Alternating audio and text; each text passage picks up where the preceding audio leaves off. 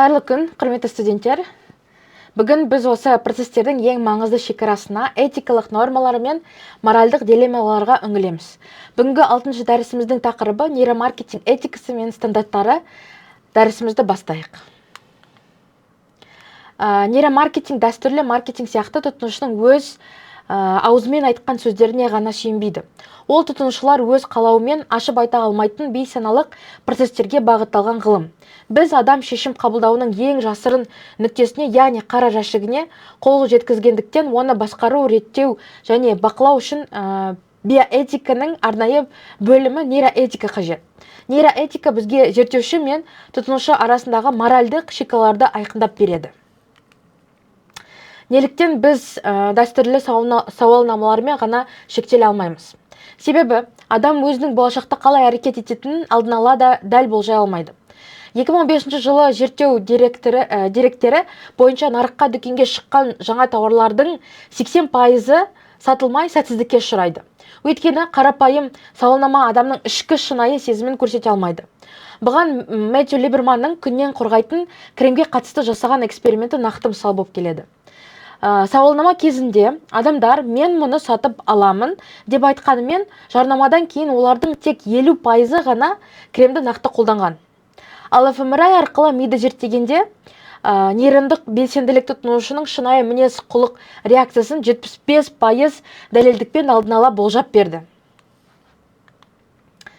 Нейроэтика, нейротехнологиялар мен нейроғылымдарды пайдаланумен байланысты туындайтын этикалық мәселелерді зерттейтін биоэтика саласы деп айтып кетіп едім. Ол нейромаркетингке мынандай 3 негізгі этикалық принципті қамтамасыз етеді. Біріншісі ол деректерді қорғау. Жиналған нейрондық деректердің құпиялығын сақтау. Екіншісі ол келісім сұрау. Зерттеу қатысушыларының саналы әрі ақпараттандырылған келісімін алу міндетті түрде. Үшіншісі жеке өмір құқығы, адамның ішкі сезімдері мен жеке өміріне қол сұғылмаушылық. Нейромаркетингтегі этика қандай шекті қолайлы деп санайтынымызға байланысты. Жеке бизнес пен мемлекеттік секторда бұл түсінік әртүрлі. Зерттеу лабораториясында қолайлы болған әдіс мемлекеттік деңгейде жаппай қолданылса, қолайсыз болуы мүмкін. Нейромаркетинг фирмасы респонденттердің құқығын қорғау бойынша ең жоғары этикалық міндеттеме болып атқарады. Қатысушыларды қорғаудың нейромаркетинг нейроэтикасы айқындаған 3 негізгі аспектілері бар. Ғылыми зерттеу субъектілерін қорғау. Біріншісі, мемлекеттік қаржыландыратын жобалар үшін заңмен бекітілген қатаң талаптар бар. Мысалы, ақш-та зерттеу жүргізу үшін міндетті түрде ДСМ институционалдық кеңесінің мақұлдауы, саналы келісім және ақпараттың құпиялылығы талап етіледі. Келесі олар осал топтарды қорғау. Мысалы, балалар, жүкті әйелдер, студенттер және психикалық немесе физикалық аурулары бар тұлғалар. Қазіргі таңда көптеген нейромаркетинг фирмалары балалармен кез келген зерттеу жүргізуден жалпы бас тарту саясатын қабылдаған. Үшінші тобымыз мақсаттарды толық ашу. Қатысушыға зерттеудің мақсаты тәуекелдерді мен артықшылықтарды, деректерді өңдеу ережелері толық түсіндірілуі тиіс, міндетті түрде. Келесі ол нейромаркетинг саласындағы жалпы нарыққа айналмауын қадағалайтын бірнеше халықаралық ұйымдар мен кодекстер жүйесі бар. Осы сызбаға қарасаңыз, біріншісі бізде NMSBA бизнесте нейроғылымды қолданудың арнайы этика кодексін ұсынады. Келесі ол ARF жарнамада ғылыми негізделген әдістерді қолданудың нейростандартс жинағын жасады.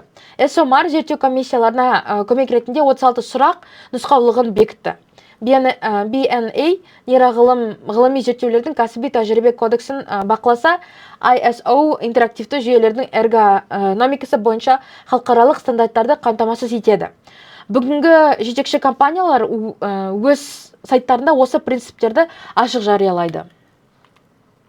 Мысалға, нейромаркетинг ғылымы мен бизнес ассоциациясының NMSBA этикалық кодексі жалпы адамзаттық құндылықтарды қорғауды, алдау мен жасырын манипуляциясын болдырмауды мақсат етеді. Ол үш негізгі тірекке сүйенеді. Бірінші, қоғамдық сенім, адамдардың нейромаркетологтардың жұмысына, олардың кәсіби адалдығына деген сенімін қалыптастыру. Екіншісі, ол құпиялық, экспериментке қатысатын респонденттердің жеке мәліметтерін қорғау, деректердің толық анонимділігін сақтау болып келеді. Үшіншісі, ол тапсырыс берушілерді қорғау, нейромаркетинг қызметін сатып алатын компанияларды қорғау және олардың кәсіби стандарттарын сақтау. Әрбір кәсіби маман өз қызметіне мынандай 6 этикалық ережені қатаң ұстануы қажет. Біріншісі, ол адал бизнес, тұтынушыны алдамау, зерттеу нәтижелерін ешқашан бұрмаламау. Қателік үшін жауап беру. Екінші ережеміз, егер зерттеу немесе науқан барысында тұтынушыға қандай да бір зиян тисе, жауапкершіліктің толық мойынға алу.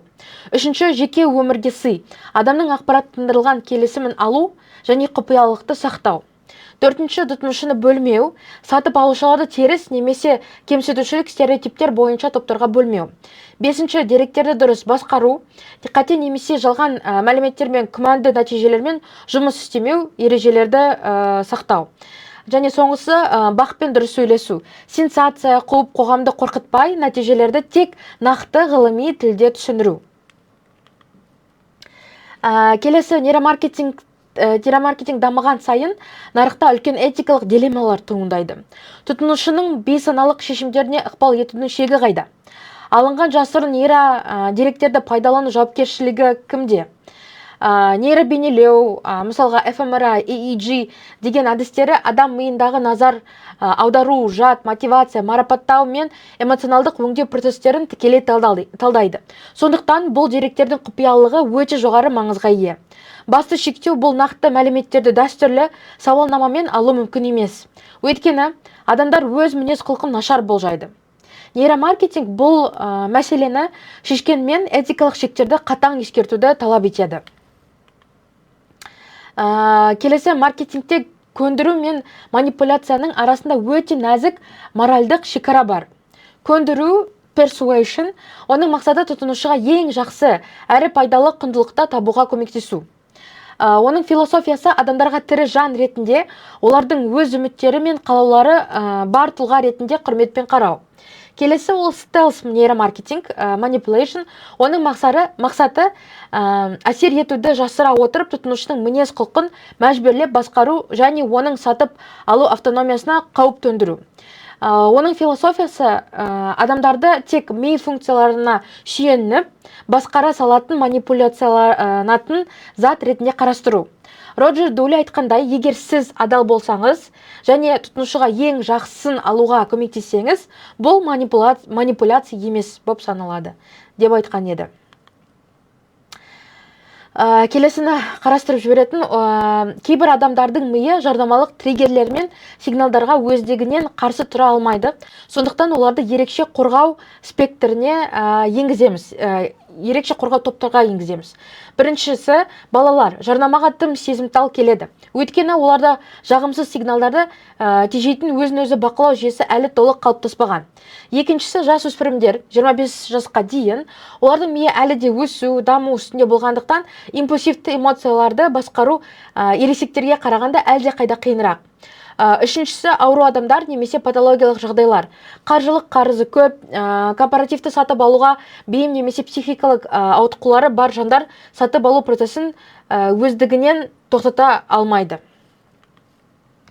Балаларды қарастырайық. Балалар жарнамаға эмоционалды жауап береді, ал жарнамашылар осы әлсіздікті пайдаланып, өнімді дәмділік, эмоциялар мен сүйікті кейіпкерлермен, мысалы Макдональдста Happy Meals және Disney біріктіріп жаңа ойыншықтар байланыстырады. Зерттеу деректерінде қараса, Hollyoaks сериалында 1,5 сағатта 140 мыңнан астам бала 9 жарнаманың, ал Voice шоуында 708.500 бала 12 жанк фуд жарнамасының тікелей ықпалына ұшыраған. Бұның салдары балаларды компаративті мінез құлық ояту, отбасылық жанжалдар және денсаулық мәселелері.